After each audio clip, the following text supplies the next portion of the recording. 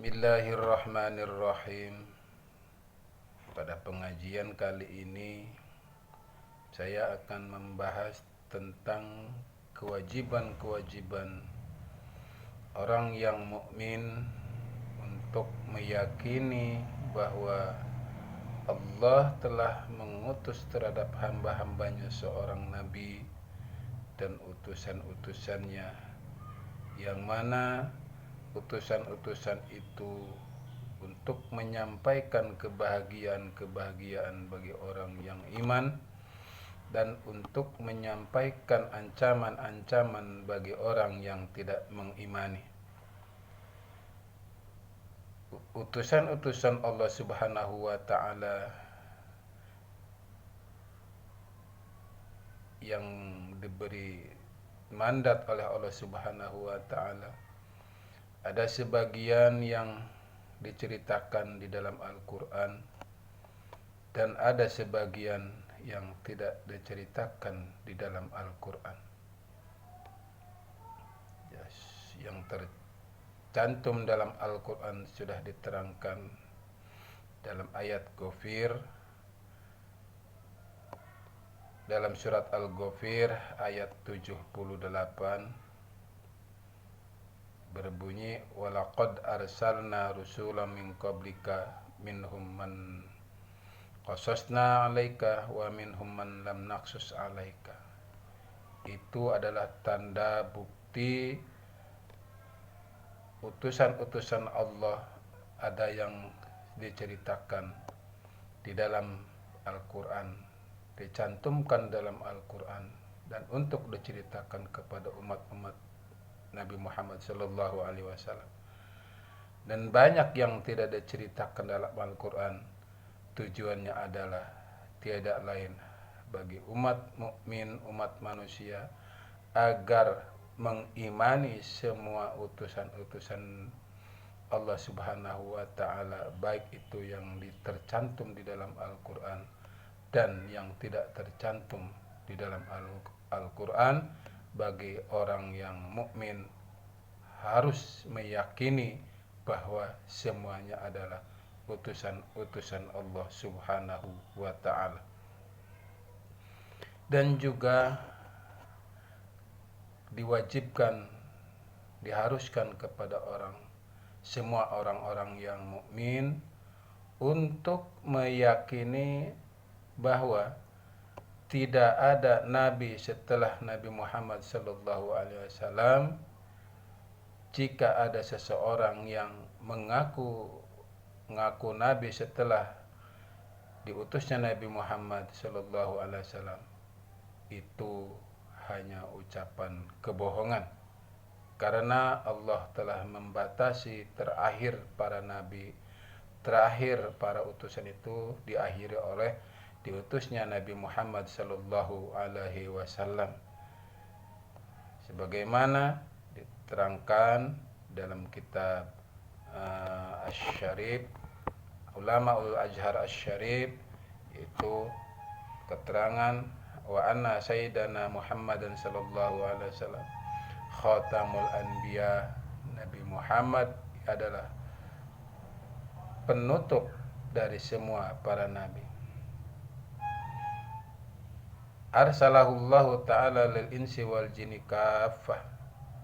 Allah mengutus Nabi Muhammad sallallahu alaihi wasallam, nabi yang mulia, yang wajib kita imani, yang wajib kita cintai, yang wajib kita meminta syafaatnya kepada Nabi kita Muhammad sallallahu alaihi wasallam, yaitu diutus bukan untuk satu kaum saja, tapi Nabi Muhammad diutus untuk semua makhluk, baik itu makhluk yang ada di muka bumi, makhluk yang ada di atas langit, dan lain-lainnya.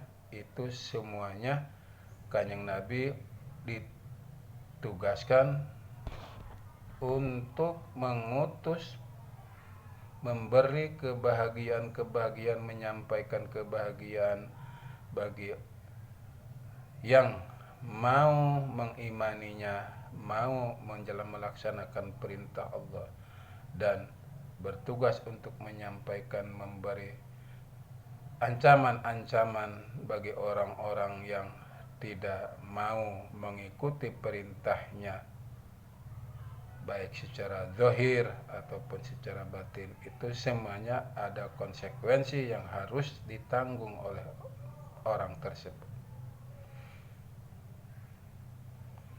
Sebagaimana diterangkan dalam Al-Quran, maka Muhammadun aba ahadin min rijalikum walakin Rasulullahi wa khataman nabiyyin, surat Al-Ahzab ayat 40 dan surat As-Saba ayat 28 yang menerangkan tentang Rasulullah sallallahu alaihi wasallam diutus untuk semua makhluk, yang berbunyi wa ma arsalnaka illa kafatan linnasi basyiran wa nadhiran. Itulah tanda bukti-buktinya yang relevan bahwa Nabi Muhammad sallallahu alaihi wasallam itu diutus bukan saja terhadap umat akhir zaman, tapi diutus untuk semua makhluk, mulai dari zaman Nabi Adam alaihissalam sampai terakhir umat Nabi Muhammad sallallahu alaihi wasallam, baik itu dari golongan manusia,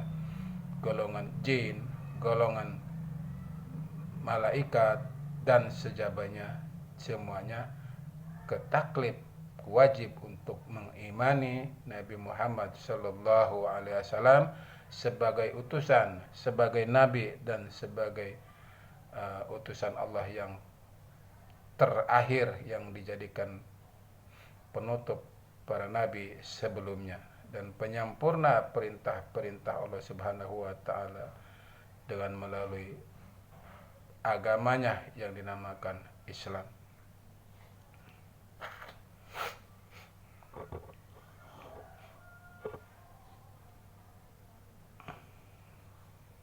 Sayyidi Alqamah pernah menanyakan terhadap Imam Ibn Mas'ud tentang kebenaran bahwa ada sebagian golongan jin yang mengimani pada suatu malam mendengarkan bacaan-bacaan Rasulullah sallallahu alaihi wasallam.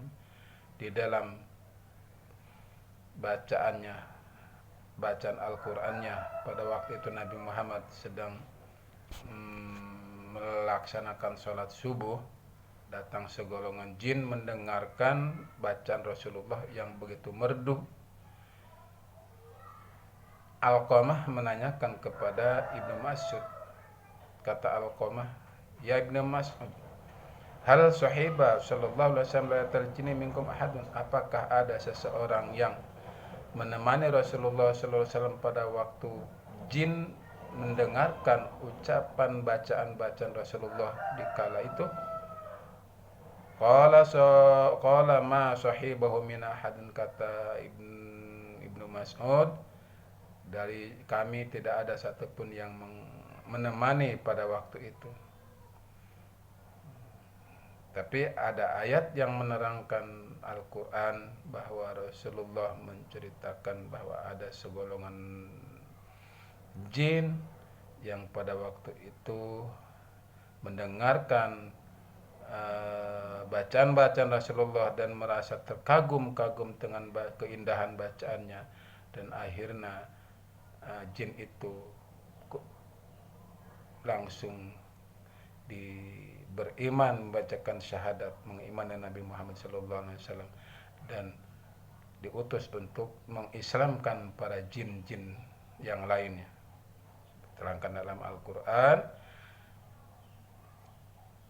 Qul uhiya ilayya annahu istama'a nafarun minal jinni faqalu inna sami'na Qur'anan ajaba. Itu adalah bukti-bukti bahwa para jin juga mendengarkan bacaan-bacaan Quran Rasulullah, sangat mengagumi keindahan balaghahnya, kenikmatan bahasanya, mengagumi terhadap kenikmatan bacaan-bacaan Rasulullah, sehingga jin akhirnya membacakan syahadat di hadapan Rasulullah sallallahu alaihi wasallam.